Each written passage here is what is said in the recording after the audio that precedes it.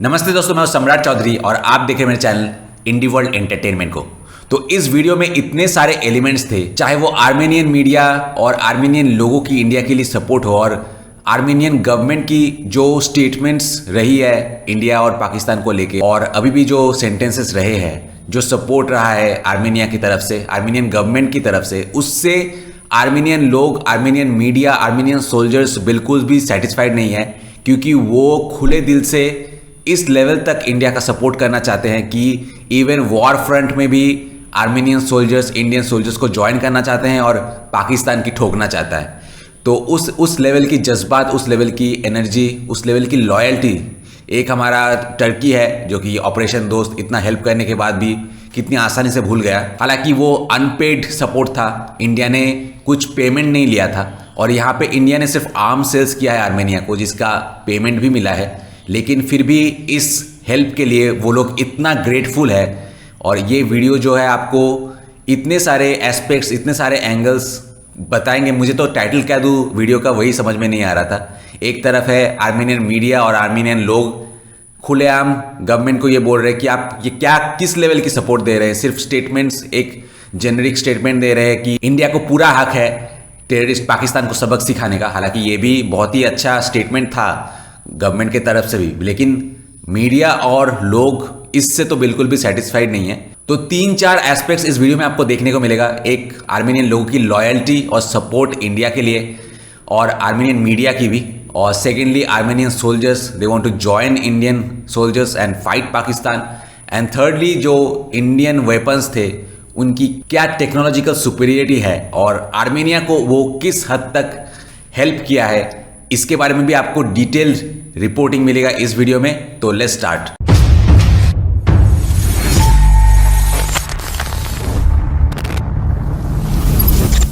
दोस्तों, मैं मेरे बिजनेस पार्टनर्स के लिए बहुत सारे चैनल्स क्रिएट करके उनको इनकम सोर्स जनरेट करके दे रहा हूं। खास करके एनआरआईज के लिए तो ये बहुत ही हेल्पफुल है। आपको इंडिया में पैसे भेजने के लिए बहुत सारे कमीशंस एंड चार्जेस देने पड़ते हैं, लेकिन अगर आपका इंडिया में एक यूट्यूब चैनल हो तो you can generate income for your family and you can save on those tax and additional charges. अगर आपको भी मेरे साथ पार्टनरशिप में चैनल स्टार्ट करना है तो मुझे कॉन्टैक्ट कीजिए इस नंबर पे।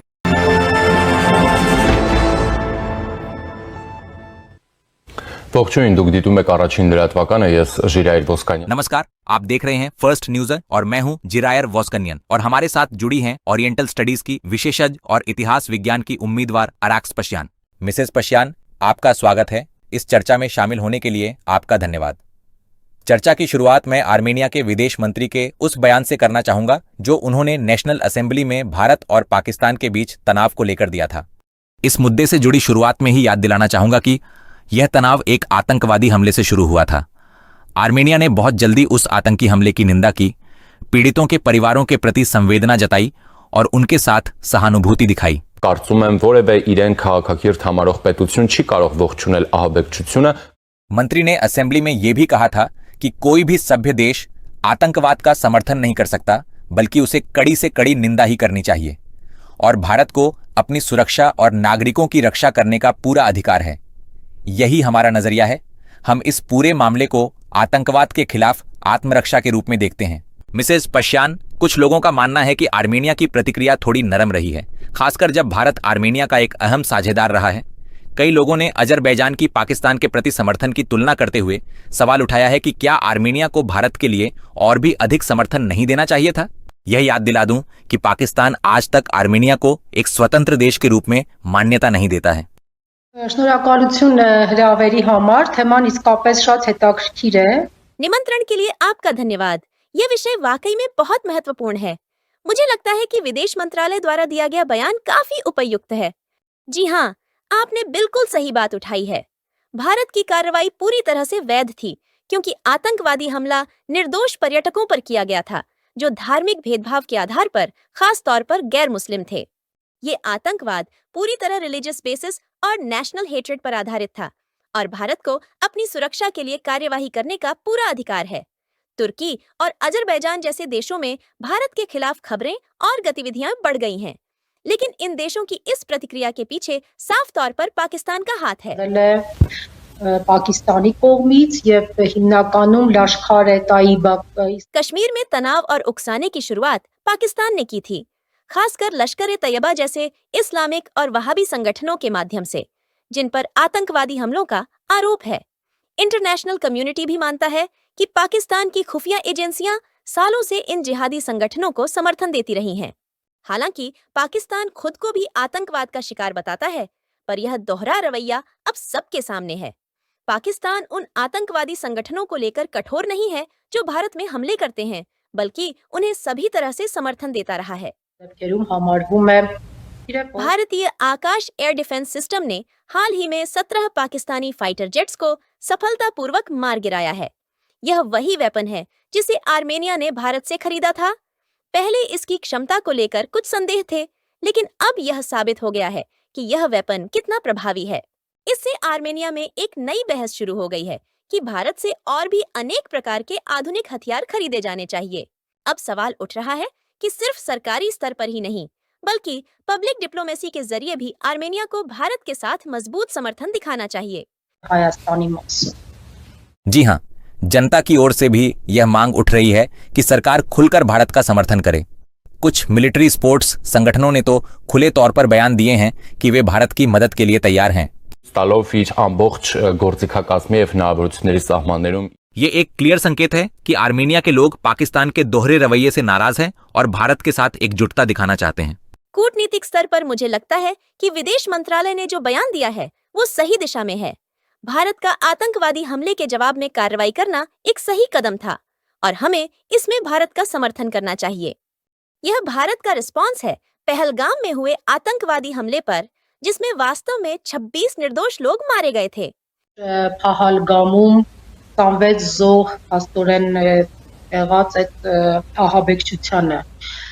आर्मेनिया के लोग आमतौर पर एशिया को एक दूर दराज के क्षेत्र मानते हैं, लेकिन पाकिस्तान जैसे देश की आक्रामक नीति और आर्मेनिया विरोधी बयानबाजी ने हमें मजबूर कर दिया है कि हम इस पर दोबारा सोचें।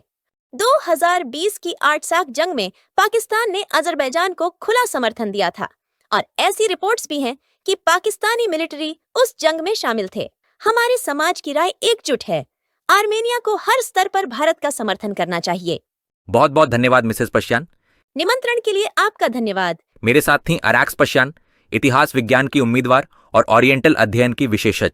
मैं हूं जिरायर वोस्कन्यन। बने रहिए फर्स्ट न्यूज के साथ।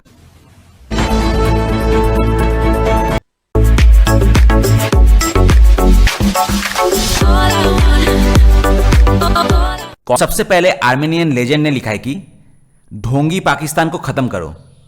पाकिस्तान के बिना टर्की और अजरबैजान वैसे भी अनाथ हो जाएंगे। ढोंगी पाकिस्तान को इंडिया खत्म कर देगा। उसके बाद शुशिक पापुयान ने लिखा है कि चलो बुराई को विफल करते हैं और अच्छाई को सफल करते हैं। यहाँ पे अच्छाई किसको बोल रहे हैं और बुराई किसको बोल रहे हैं आपको पता ही होगा। तो एनीवेज चलते हैं दूसरे कमेंट की ओर। उसके बाद ब्लू लेवल ने लिखा है कि पाकिस्तान को क्रिकेट बॉल की नहीं रॉकेट बॉल खेलने की प्रैक्टिस करनी चाहिए, क्योंकि भारतीय रॉकेट्स पाकिस्तानी मैदान में आते रहेंगे। उसके बाद मार्गो केलियान ने कमेंट किया कि अमेरिका ने कई बार नरसंहार यानी कि जेनोसाइड्स को मान्यता दी है, तो वो होते कौन हैं जंग को रोकने वाले।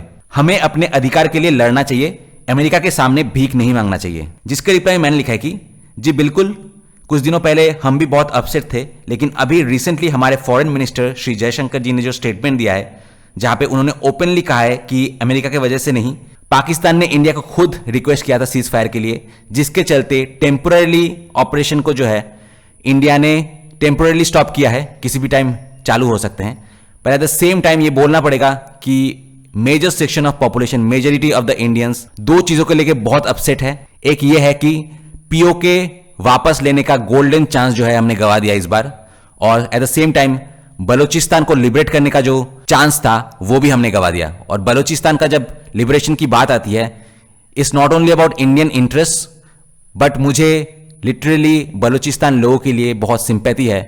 और जिस तरीके से वो पाकिस्तान गवर्नमेंट के हाथों सफर कर रहे थे, आशा था कि इस कॉन्फ्लिक्ट के चलते एटलीस्ट बलूचिस्तान को फ्रीडम मिल जाएगा। खैर वो इस बार नहीं हुआ, चलो आशा करते हैं कि वो बहुत जल्दी ही हो जाएगा। उसके बाद रोमान कोस्तियान ने लिखा है कि आर्मेनियन सरकार कब अपने देश के लोगों के अधिकार के लिए भारत की तरह लड़ेगा। बबकिन ने लिखा है भारत हमारा सच्चा दोस्त है। उसके बाद गयाने मेलकोनिया ने लिखा है कि जंग एक भयानक चीज है, लेकिन जो ताकतें और देश हर जगह मौत और खून फैलाते हैं उन्हें बिना दया के नष्ट कर देना चाहिए। उसके बाद सुसाना मकिचियन ने लिखा है कि हमारे मित्र भारतवासियों की विजय हो। उसके बाद हार्लेम ने लिखा है कि पाकिस्तान का अंत हो जाए। उसके बाद स्वेतलाना खाचात्रियन ने लिखा है, मेरे विचार से पाकिस्तान आर्मीनिया को एक देश के रूप में मान्यता नहीं देता। अगर मैं गलत हूं तो कृपया सुधारें और मैं भारत के सफलता की मैं कामना करती हूं। उसके बाद टिग्रान गलगोरियन ने लिखा है, क्या द डियर इंडियंस, हम आपके साथ हैं।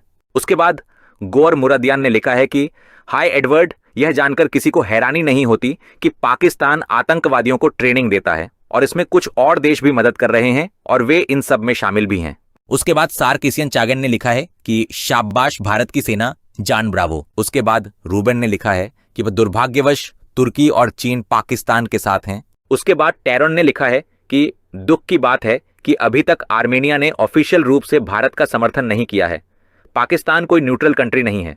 उसके बाद आर्मेनक ने लिखा है, पाकिस्तान आर्मेनिया को मान्यता नहीं देता और अजरबैजान को उकसाता है और हथियारों से उसकी मदद भी करता है। लॉर्ड इज ग्रेट, और जो लोग देशों के बीच दुश्मनी फैलाते हैं उन पर खुदा का कहर जरूर आएगा। उसके बाद जुबिल ने लिखा है, भारत आर्मेनिया का सच्चा दोस्त है। उसके बाद एगुसेडियांटो ने लिखा है कि रूस भारत के डिफेंस इक्विपमेंट्स का सपोर्टर है, पाकिस्तान का नहीं। पाकिस्तान का डिफेंस इक्विपमेंट अब ज्यादातर चीन से आता है। पहले यह यूरोप और अमेरिका से आता था।